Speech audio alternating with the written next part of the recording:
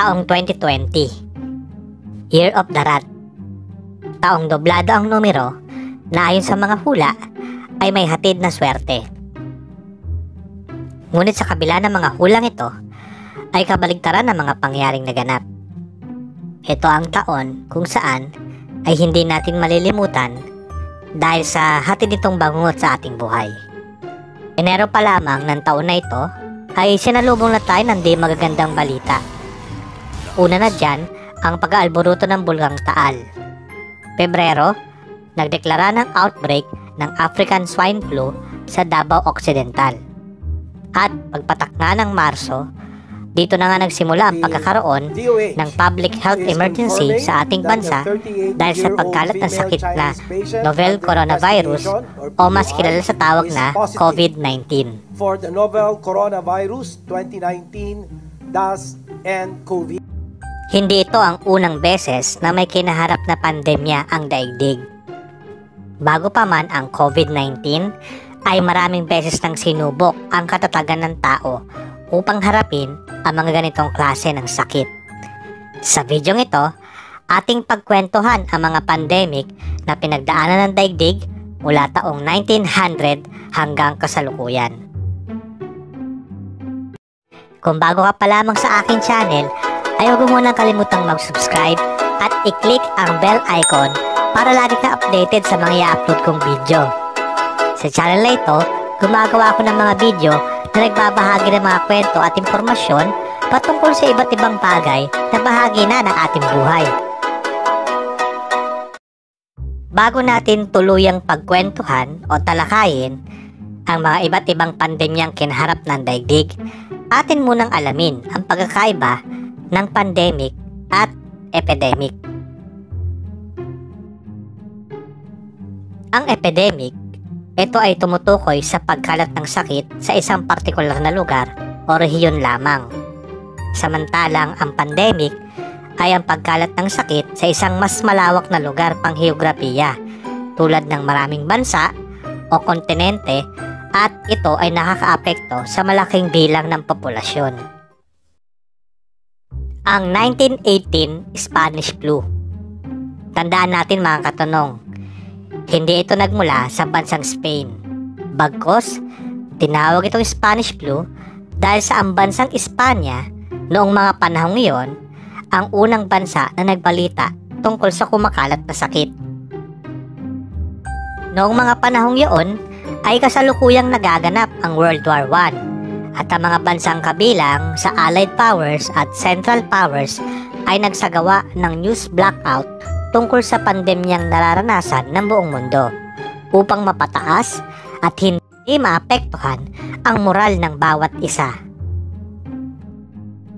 Ang Spanish Flu ay tinawag din sa iba't ibang katawagan. Sa Senegal, tinawag itong Brazilian Flu. Sa bansang Brazil naman ay German Flu. Habang sa Poland ay kilala ito bilang Bolshevik Disease at sa bansang Spain ay tinawag itong Naples Soldier. Tumagal ang sakit mula Pebrero 1918 hanggang Abril 1920 at nagkaroon ng 4 na wave sa mga panahong ito.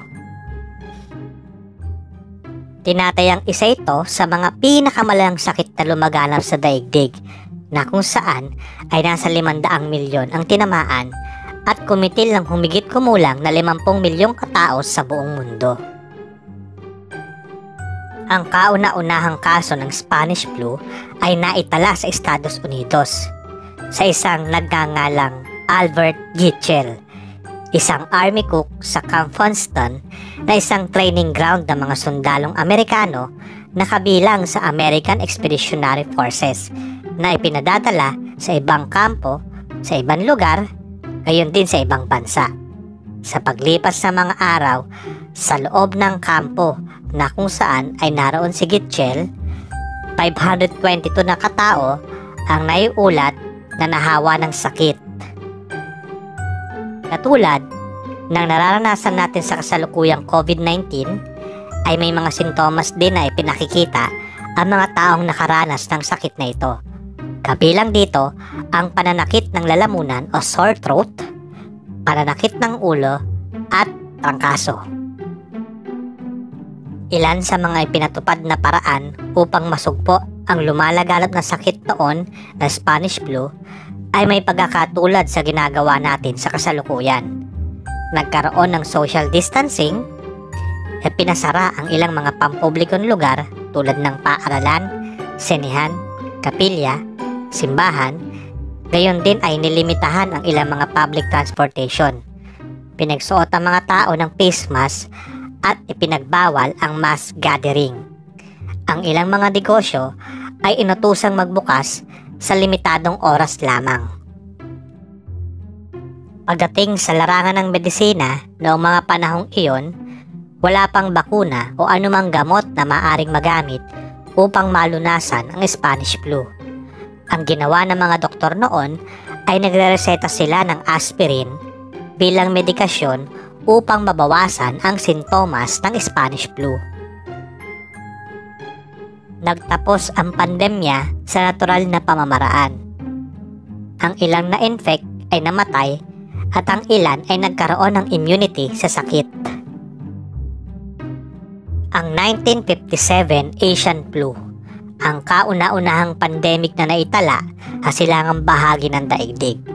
Sa Guizhou, Southern China, unang naitala ang unang kaso nito noong mga huling buwan ng 1956 at tinatayang kumalat sa karatig probinsya nito na Yunnan noong March 1957. Noong mga panahong ito ay hindi kabilang ang bansang China sa World Health Organization kung kaya't hindi nito naipaalam kaagad ang nagaganap na outbreak sa kanilang bansa. Ngunit ayon sa United States Centers for Disease Control and Prevention, naiulat na Pebrero 1957 pa lamang ay may kaso na nakatulad nito sa bansang Singapore. Ang Asian flu ay dulot ng influenza A virus subtype H2N2.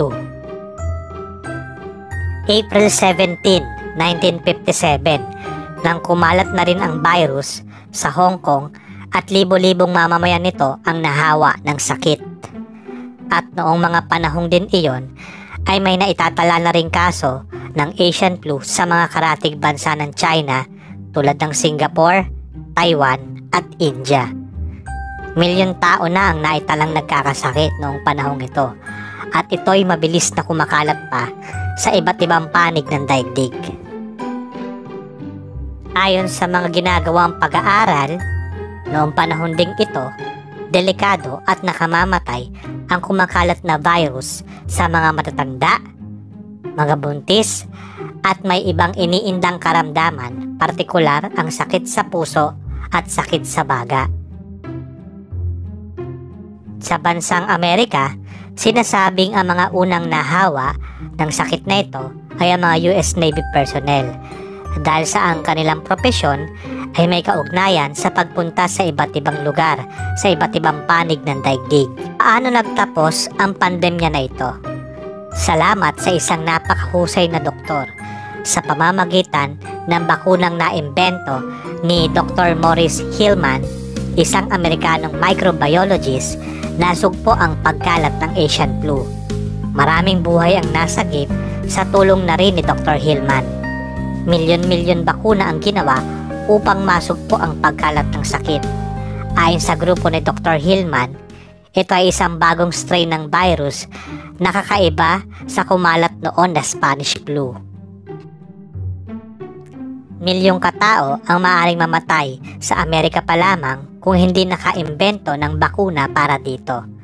Ang unti-unting pag-unlad ng sistemang pangkalusugan sa bawat bansa ay nakatulong din sa mabilis na pagsugpo ng nakahahawang sakit. Hindi tulad ng naunang pandemya noong 1918, ang Spanish flu, ang 1957 Asian flu ay mas madaling nahanapan ng solusyon. Dahil na rin sa mas moderno ang panahon, ang agham at teknolohiya ng mga panahong ito kumpara noong 1918, isa rin sa malaking tulong sa pagsugpo ng sakit ay ang pagkakaimbento ng tao ng bakuna kontra dito. 1968 Hong Kong flu. Isang dekada ang lumipas muli na namang ginimbal ang mundo ng panibagong hamon pangkalusugan. Ang sakit na dulot ng H3N2 na isang strain ng virus na mula sa influenza A virus na siya ring naging dahilan ng 1957 Asian flu pandemic.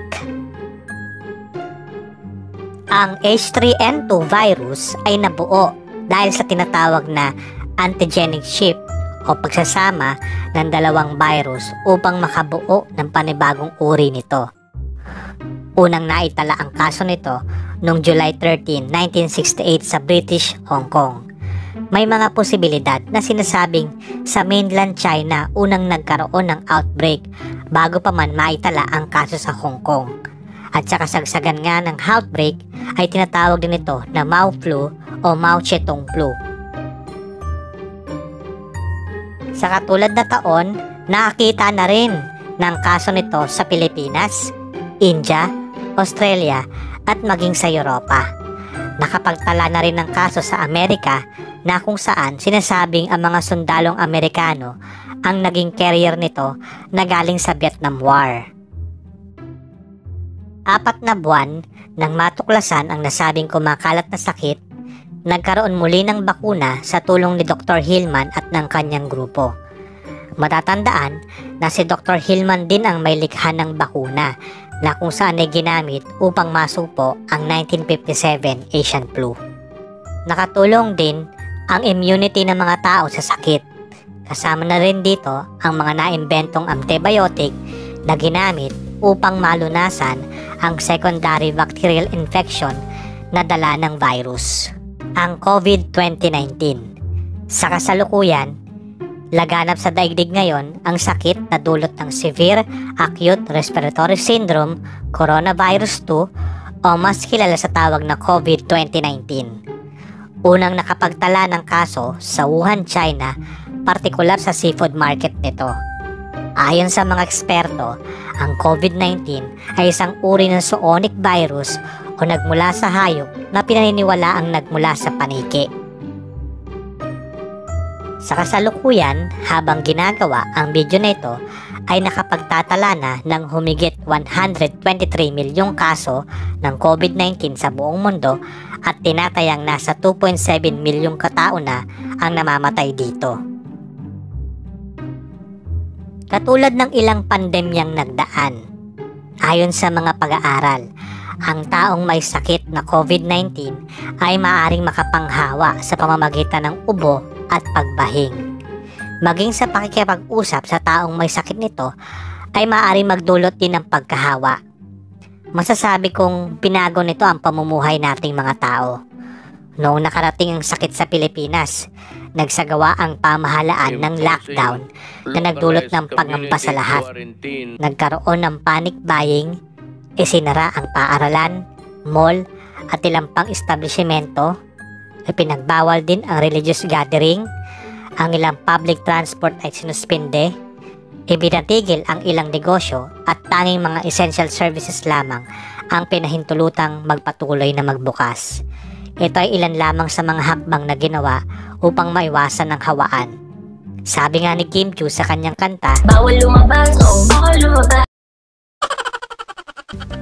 Inutusan na rin ng pamahalaan ang mga mamamayan nito na magsuot ng face mask at face shield sa tuwing lumalabas. Magkakaroon ng social distancing sa isa't isa at ang pagbabawas ng 50% na kapasidad ng mga establishmento. Hanggang sa ngayon ay wala pang masasabing lunas ang sakit na COVID-19. May mga naglalabasang bakuna, ngunit masasabi nating isa lamang ito sa sagot upang matapos ang pandemyang ating nararanasan. Pinakamainam na tayo ay sumunod sa lahat ng ipinatutupad na health protocol ng ating bansa. Binago nito ang pamumuhay nating mga tao. Hindi na natin magawa ang mga bagay na ating nakasanayan noon. Ito na ang new normal. New normal na may iba yung pag-iingat at pag-unawa sa sitwasyon. Tandaan natin mga katanong, kung kinaya nila noon na mapagtagumpayan ang pandemya, siguradong kakayanin natin ngayon. Kayo mga katanong, ano ang ginagawa ninyong pag-iingat ngayong panahon ng pandemya? Comment down para sa inyong reaksyon. Kung nagustuhan ninyo ang video na ito mga katanong, ay huwag kalimutang i-like at i-share. Hanggang sa susunod na mga video mga katanong, maraming salamat sa panonood. Tandaan natin, kung may tanong, alamin ang sagot upang sa kaalaman ito humantong.